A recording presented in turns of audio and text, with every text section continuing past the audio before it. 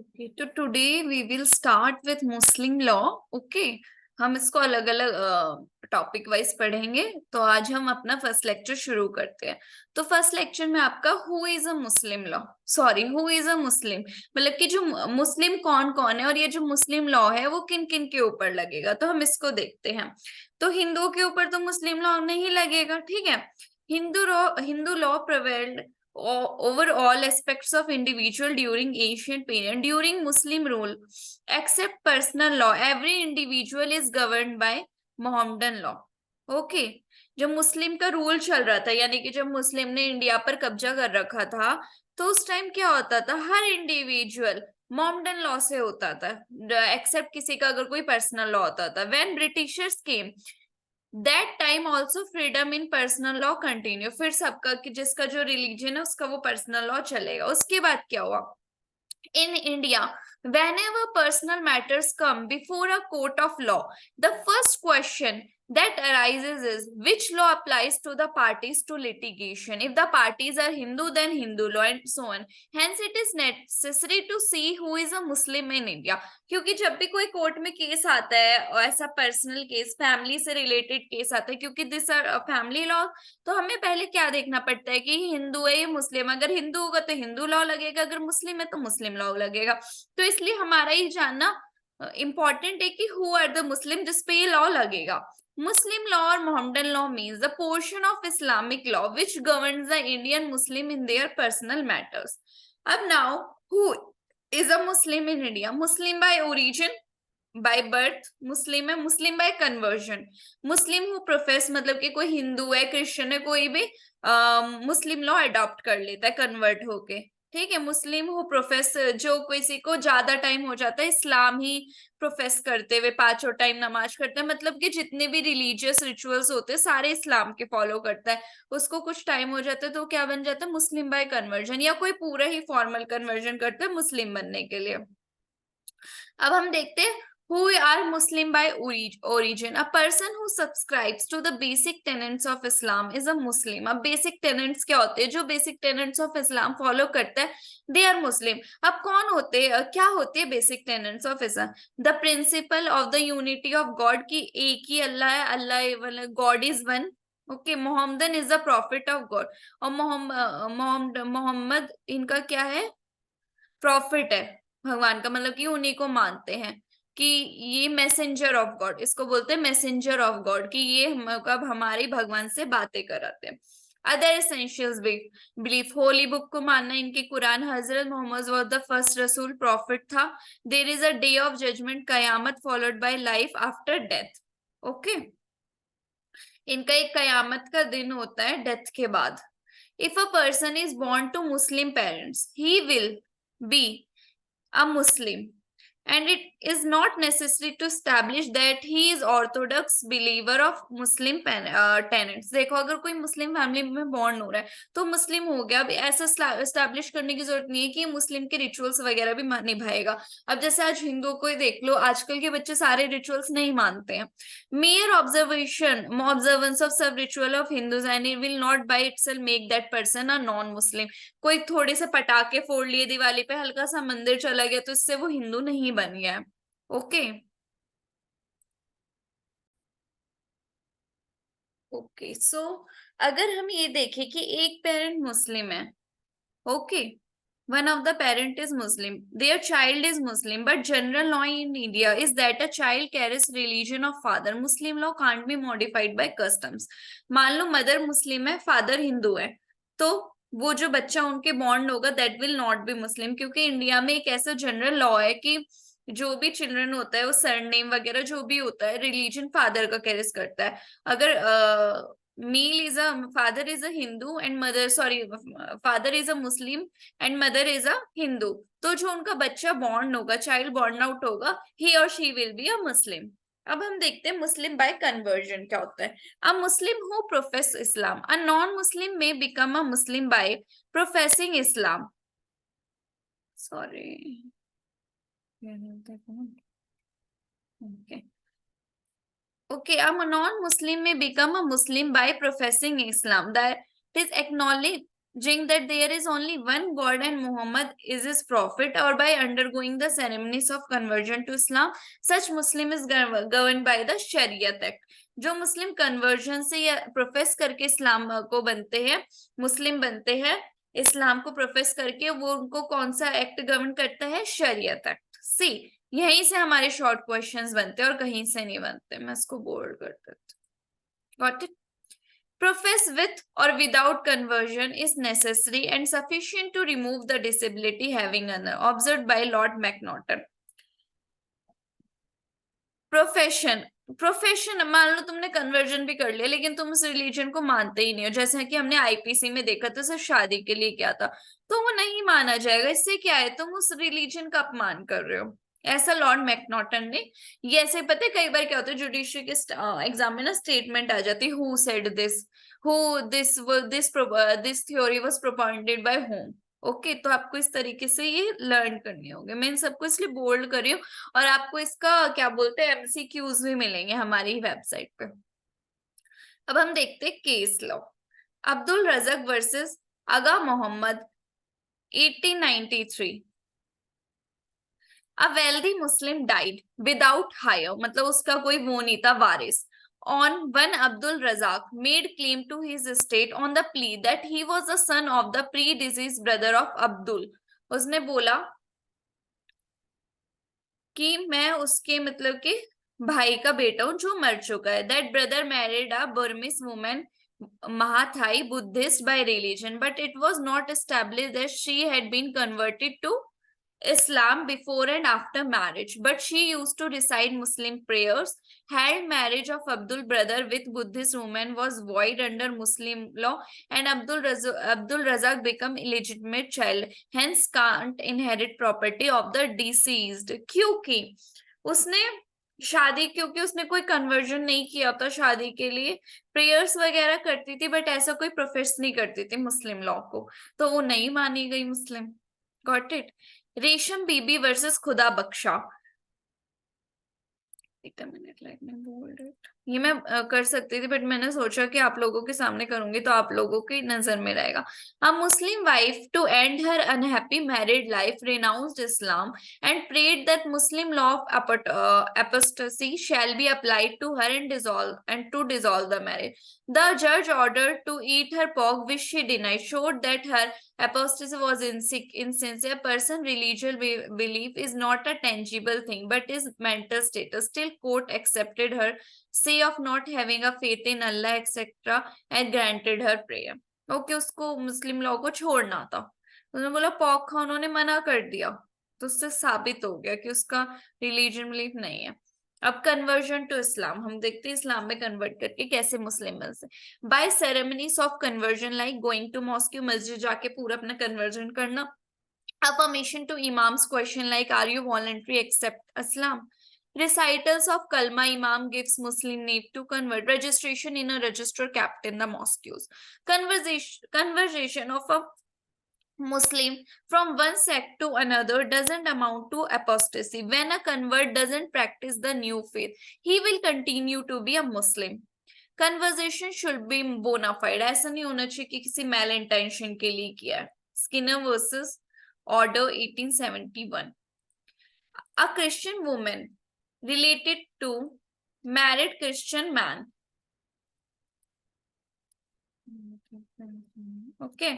A Christian woman related to married to legalize both converted to Islam by ceremony of convert. Issue of validity arose wherein the court held it is a null and void as it done to deceive only, जैसे मैंने आपको बताया था। Many cases of fraudulent and dishonest conversation came before court. क्या करते, बहुत सारे लोग ना सिर्फ शादी के लिए भी इस लॉ को अडॉप्ट करते कि 4 शादी हो जाएगी, तो ये लॉस को हिट करता है, लॉस को वैलिड नहीं मानता है। Where a Hindu women adopted Islam for automation dissolution of marriage, दूसरे से शादी करनी थी उसको, तो उसने क्या किया, रिलीजन छोड़ दिया, क्योंकि हिंदू लॉ में एक डाइवोर्स का ग्राउंड है, renunciation of your own religion, renunciation of world और कन्वर्जेशन की। तो अगर कोई हिंदू वुमेन अपना कन्वर्ट कर लेती है इस्लाम में तो एक ये डाइवोर्स का ग्राउंड बन जाता है, तो फिर तो ये तो बैड है ना। रकैबी versus Anil Kumar. A wife to get rid of important husband converted to Islam. In both the cases, conversion was held as not a bona fide conversion. Effect of conversion can be discussed based on the following question. How far conversion can change the existing rights and status of the convert? How far Muslim law applies to the convert and his descendants? अब हम ये देखते हैं क्या right और status होता है जो कन्वर्ट होके इस्लाम को लेते हैं. On marriage he can enjoy polygamy. Sarla Mudgal versus Union of India. If monogamously married husband converts to Islam and taking advantage of polygamy, he will be guilty of bigamy. ये हमने case पढ़ा था IPC में. Conversion and dissolution of marriage. When one party accepts Islam, if other spouse accepts it within 3 months, marriage unaffected. But in India, marriage can't be dissolved on the ground that other spouse demise for conversion. ऐसे नहीं हो सकता. अब देखते कौन सा मतलब कि on conversion usually Muslim law of succession applies. ठीक है, यहां से भी आपका शॉर्ट क्वेश्चन बन सकता है. During British period, several laws were passed stating a person may continue to be governed by custom after his conversion. But lastly, the Shariat Act 1937 passed, which prohibited application of customary laws place of Muslim personal law. The Shariat Act 9 जो convert होकर जैसे वो ऊपर बताया.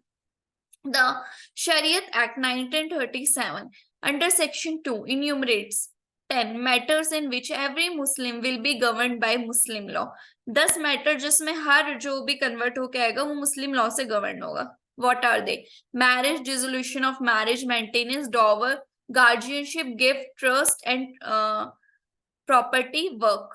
Agriculture land, charities other than work, charitable and religious endowments are excluded. In certain matter, a convert may still be governed by customs. A convert may be governed by custom in respect of adoption, wills, and legacy, unless he files a declaration on a prescribed form that he desired to be governed by Muslim law. ठीक है, उसको उसी से govern करा जाएगा अगर वो कहता है कि भाई मुझे और किसी को चाहिए ही चाहिए. कुछ मैटर्स में किया जाता है, ऐसा है. अगर किसी को चाहिए तो वो ऐसा एक क्या डिक्लेरेशन दे सकता है. Example, Khojas, Boras, Kachis, and Halai, Mammons, and Girizar are broached before Shariat and Law also. Let us see in brief about history of this converts in India. हम इसकी हिस्ट्री देखते हैं. ये मुझे नहीं लगता मुझे आपको समझाने की जरूरत है, ये रीडेबल है. You can go through it. Okay, अब हम नेक्स्ट पे चलते हैं.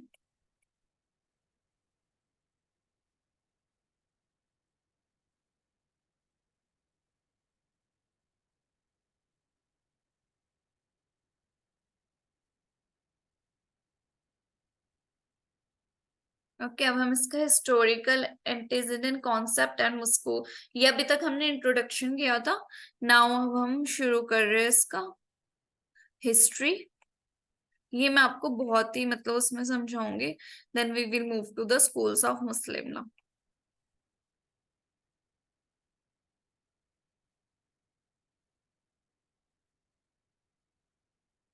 sorry.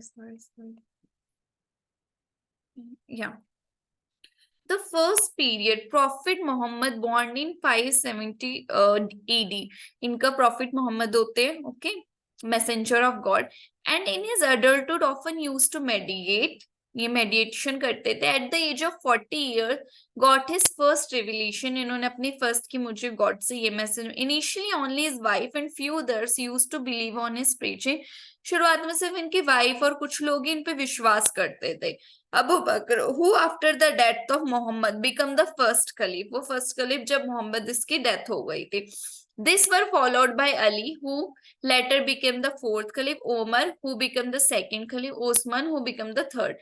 With his band of followers were persecuted and they fled to Medina in 622 AD, the date from which begins the Hajira era. ठीक है, फिर वो वहां पे मक्का मदीना तो आपको पता है. At Medina Mohammad was well received. वहां पे उसकी बहुत पूछते थे लोग. Ultimately, he succeeded in not only having a large following but also in establishing a political organization called the उम्मा. मतलब कि लोग उसको जाने, फिर उसने एक पॉलिटिकल ऑर्गेनाइजेशन भी सेटअप कर ली, उम्मा, by 632 AD. The prophet rule not only at the Mecca and Medina but also over the entire region. Prophet breathe his last in 633 AD. The period between AH1 to AH1, the last 10 years of the prophet life, is the most glorious and fruitful in the history of the development of Muslim law. During this period, all the verses of the Quran were composed. उसी time पे जो last के profit के 10 साल थे, उसी time सारे कुरान के वर्सेस वगैरह लिखे गए हैं. Most of the hadiths came into existence. Quran contains direct words of God. Quran contains direct, जो गॉड ने उनको बोला वो उन्होंने लिखा, ऐसा उन्होंने कहा.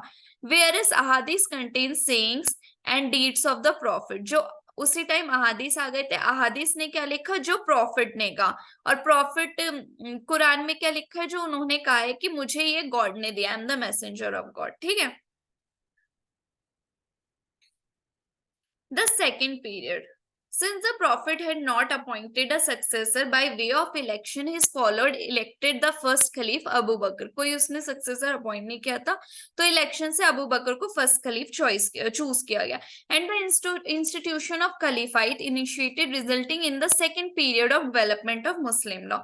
The election of Abu Bakr to the caliphate led to turmoil and dissensions in the Muslim world and giving birth to two main fractions of Muslim, the Sunnis and Shia. जब अबू बकर का इलेक्शन हुआ तो obviously बात है, conflict होता है. तो उस टाइम क्या हुआ, मुस्लिम दो डिविजन्स में डिवाइड हो गए, सुन्नीज एंड शियाज, जो आज भी है.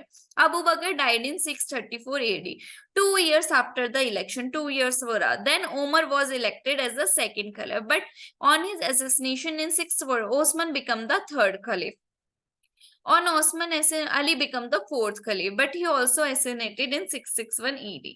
It was during the period that the collection and addition of texts of the Quran was undertaken and completed. The final reception of the Quran took place in the reign of Osman, and his edition of Quran is considered to be contain most authentic text of Quran, being free from interpolation. Osman के time पे सबसे ज्यादा हुआ था ये. फिर हुआ third period start when the death of Ali, the fourth caliph, began. The third period in the development of Muslim law started. जब fourth caliphate मर गया. On Ali's death, his first son on Hassan resigned in favor of Muawiyah, the founder of the Umayyad dynasty. Ali's second son Hussein revolted and died fighting at Karbala. With this, the division of the Muslim world between the Sunnis and Shias became final and permanent. Muawiyah became the temporal and spiritual head of the Arabs. After his death, the hereditary principle of succession was introduced in the caliphate. किसकी death के बाद हुआ था, मुआविया के बाद क्या हुआ था, प्रिंसिपल ऑफ सक्सेशन आया था, हेरिडिटरी की भाई अब उनका बच्चे बनेंगे. पहले क्या था, इलेक्शन चल रहे थे. ओके, तो ये आपको याद रखना.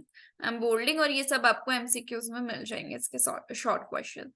The Umayyad dynasty continued to rule till its 14th sovereign was overthrown by the Abbasids, who proclaimed themselves to be the spiritual head of the Muslims. During this period came into existence the schools of Sunnis and Shias. During this period, a systematic drive was made to collect the traditions. Then fourth period. The period begins at about 962 AD when Abbasidi was ruling the Muslim world. See, ये readable है, तो I don't think ये मेरे को आपको explain करने की जरूरत है. इसमें कुछ explain करने के लिए है नहीं. हम फंडामेंटल टेनेंट्स देख लेते हैं मुस्लिम लॉ के. Believe in existence of God, principle of तौहीद, believe in the unity of only one God, acceptance of prophet Mohammad as रसूल, messenger of God. Based on this principle, only concept of Muslim law flaws. Muslim holds that the law is of divine origin. It is a revealed law given by God. उन्होंने, क्योंकि profit ने क्या कहा, मुझे ये चीज किसने बताई, गॉड ने बताई. Law must be for human being, hence developed doctrine of imulul yaqeen, said that is the ability to distinguish between good and evil, and the same was done by the prophet.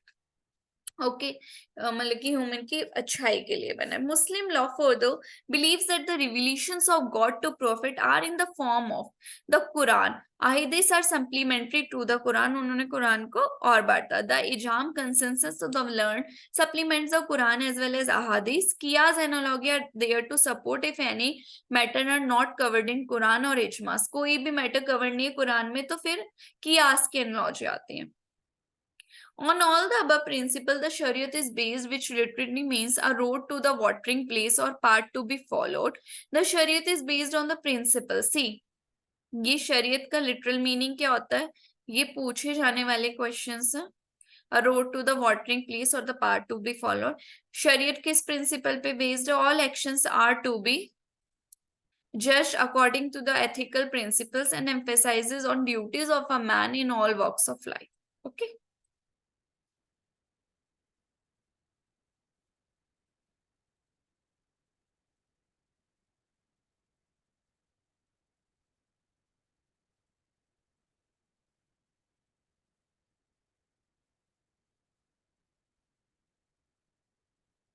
अब है religious commandments. The Shariat lays down the religious commandments are of 5 type के, 5 तरीके के होते हैं जो आपको religious commandments लेनी पड़ेंगी।